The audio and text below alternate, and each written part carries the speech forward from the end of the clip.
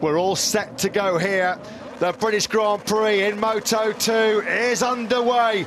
Good start from pole position then by number 37 Fernandez. Agura comes to an outside line to go through into Copse corner, but Joe Roberts it is, the Californian on the number 16 bike that picks up the baton. He leads here at Silverstone. It's not been a good start, unfortunately, for the home favourite Jake Dixon. He was slow away and then boxed in on the inside, so Dixon has lost places early on. Celestino Vietti also went backwards a couple of spots. That's no good for him, especially given that he's got his long lap penalty. Him and Dixon are duking it out as they go through Beckett. Tony Arbolino, the Italian who started down 11th place. Sam Lowe's his teammate. We wish Sam Lowe's a speedy recovery, dislocating his left shoulder early on in the weekend in free practice. That's what's ruled him out of his home Grand Prix. Now then, Roberts being swamped on the brakes at the end of the Hanger Straight. Through comes Iagura. Augusto Fernandez also trying to find a way through in Stowe corner, but Iagura, the Japanese star, potentially destined for LCR Honda in MotoGP next year, he takes lead. Alonso Lopez, who's come from 8th place, middle of that third row. A sensational start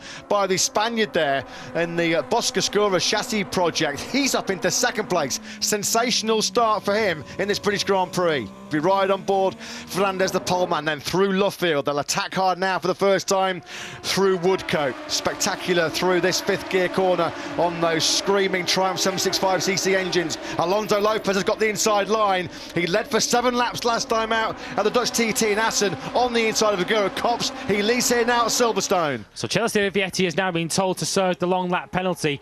That's a disastrous first lap for him. He wanted to try and get as far up the field as possible and try and get away so that when he serves that long lap penalty, he's going to be still somewhere in that front group. He's already down to 10th and he still hasn't served the penalty. So there is Canet on the 40 bike, keeping company with Jake Dixon down the Hanger Straight. He just moves to the inside and he's going to launch an attack on the inside of the Brit. Is that a successful mission? It certainly is. Through then goes Aaron Canet. So Jake Dixon punched out of the top 6 there. Canet starting to make his move towards the podium battle. Lap 3 though chalked off. Alonso Lopez running a red hot pace in the hot conditions here at Silverstone. A 2:04.896. That's the fastest lap of the Grand Prix so far. Quick look down the pace of the other riders. There's only one other man in the 2:04 bracket right now in this British Grand Prix, and that is Canet in 5th. And Canet was overtaking a bunch of people on that 3rd lap as well. So this is lap 4 of 18, and it's on this lap where Celestino Vietti, here he is on screen, will have to come through and serve that long lap penalty. He was notified just as we came on to the 2nd lap of this race, so he had 3 laps to serve it. This is the 3rd of them. Joe Roberts, though, now coming under pressure from Augusto Fernandez, but they're both under pressure from Canet. Canet, brilliant. He got a 2-bike slipstream there. Roberts and Fernandez just punched a massive hole in the air for him to sweep on through. He runs Roberts right out onto the edge of the curve through Stowe. Fernandez does go through, and now Canet tries to ease his fellow Spaniard aside, going through Vale. He does it brilliantly. What a couple of the corners that was. Aggressive by Canet. He used that slipstream on that Triumph 3-cylinder engine to power on through, and Canet out of nowhere picks off Fernandez, picks off Roberts with successive moves at Stowe and Vale, and the Spaniard up to 3rd.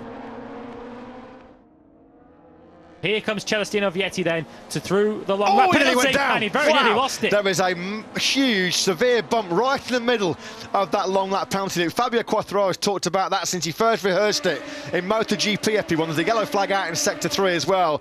Vietti was so close to disaster there, trying to minimise the damage of that long lap penalty. I don't know whether it was the big bump right at the middle of that long lap loop, but he was so close to disaster. He did really well there to pick that back up. That's Barry Valdes, I think, isn't it? The Belgian teenager who's gone down now. It's his teammate, Zonta van den Gorberg, and he looks like he's in a bit of pain there, the Dutch teenager. And here comes Canet, again, so good on the brakes of that Cadillac chassis into Stowe corner. This is brilliant by Canet. He looked lost at pre-Grand Prix here this weekend. Friday practice was a bit of a disaster. Looked all at sea yesterday as well, down in 10th place on the grid. They've clearly found something in that Flexbox HP40 garage to make him more comfortable, more confident, because what a charge this has been. Canet now then up into 2nd.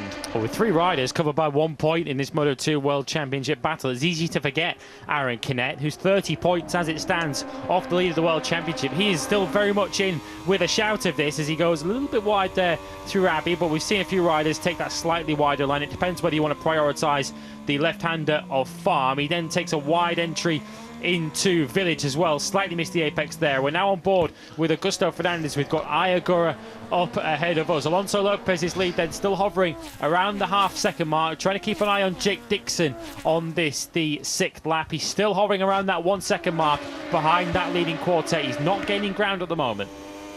Fernandez still can't overtake or outbrake the Japanese. He's going to have to do it shortly, otherwise he's going to have Jake Dixon on his case. And the grandstands, they've been making a lot of noise, the British fans, throughout this British Grand Prix weekend, and they could get even louder. It could be even more raucous because Jake Dixon is firmly coming into podium contention here. Fernandez has finally found a way through then on Ayagura. The poleman then up into 3rd place, but Jake Dixon is the man to keep an eye on because he's really honing in on the 2 men directly ahead of him. There he is on the 96 bike into Brooklands. Trail breaking hard, and they concertina up now. They're all ganging up, aren't they, behind Canet, who hasn't been able to bridge that gap to Alonso Lopez, who's still running a fast and consistent pace at the front of this race. And here comes Dixon on the inside of Agura at the loop. And again, it's only a brief experience for him into 4th place. He got through at Copse on this lap number 10. He's got through at the loop, but Agura has just been able to run the tighter line and sees it back into Brooklands. Down the Wellington straight we go. Fernandez finally makes his move on the inside of Canet then into 2nd place. And now Fernandez will set about trying to hunt down our race leader Lopez. The fastest man on the circuit yet again is Joe Roberts. It'll be really fascinating to find out what happened to him. Oh no, who's that? That's Arenas has gone down, and his bike's coming back through, and Maggots and Beckett's. That could be pretty scary. Albert Arenas, we saw him go down there. The man who was in 6th place, he just set a 2:05.2. The former Moto3 world champion is making a bit of a habit of this. He has excellent qualifying, and then he doesn't see the checker flag in races. It's another blown opportunity as Canet has forced his way back through to 2nd place, and on Fernandez going into Stoke corner. Fernandez tries to draw alongside the braking zone for Vale. There is no way back through.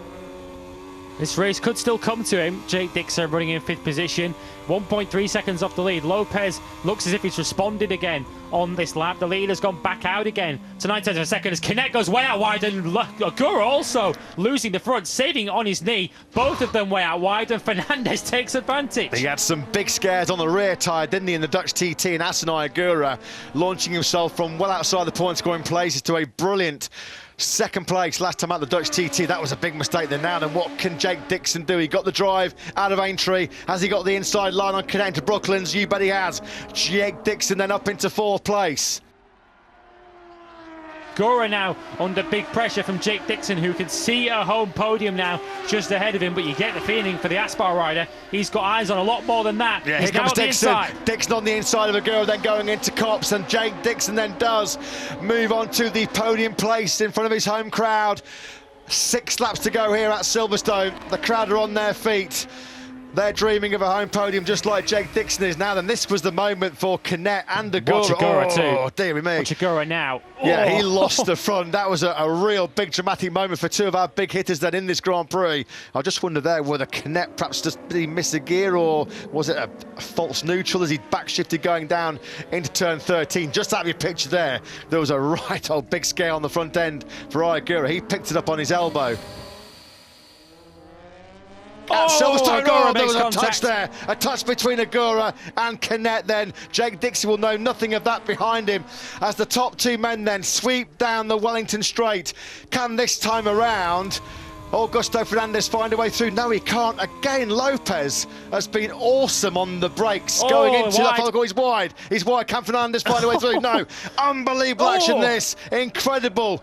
You can't take your eyes off this Moto2 battle. Hard-stopping action, draw-dropping action here in Moto2, and it's still Lopez that will lead. 5.9 kilometres, 18 corners away from a dream first victory. Can he end Calex's domination? Marcel Schrotter's gone down late on. He crashed out the leader course last time out at the Dutch TT. Lopez leads it. We know how good he is on the brakes. Fernandez can't get up the inside. Lopez takes that defensive line. Will that run him wide then as we go into the loop? Fernandez is trying to line this up. His best shot now will be into Brooklands at the end of the Wellington straight. So they're both through the loop. Aintree next up then, turn 15, and it's still Lopez that has the lead. What has Fernandez got left?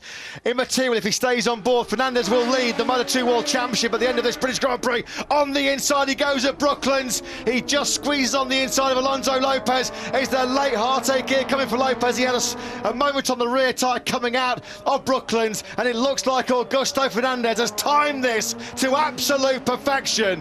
What a British Grand Prix here in Moto2. Lopez tries to go around the outside, but it's Fernandez, phenomenal in Moto2 here. He wins an absolute classic Moto2 race. He took it just 2 corners from the end here at Silverstone. 3 wins on the spin for the 24-year-old Spaniard. He backs up that sensational second career pole yesterday. Frustration for Alonso Lopez. He did so much of the front running. It's a first Moto2 podium for him. He takes his 7th Grand Prix victory, his 3rd in a row and 4th of the season.